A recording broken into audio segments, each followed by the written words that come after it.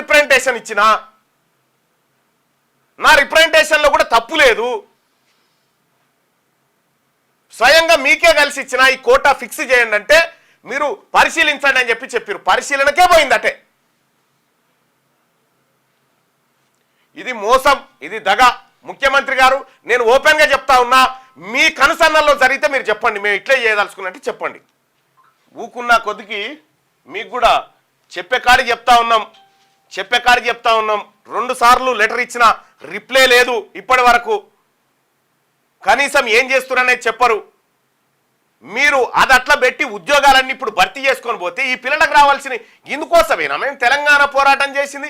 ఇందుకోసమేనా మేము కేసీఆర్ను గద్దెకు దించిందని పిల్లలు కుమిలిపోతా ఉంటే, మనం ఉద్యోగాలు భర్తీ చేసుకొని పోతా ఉంటే, మరి బీసీ ఎమ్మెల్యేలారా వద్దా? మాట్లాడొద్దా? మాట్లాడరా మీరు?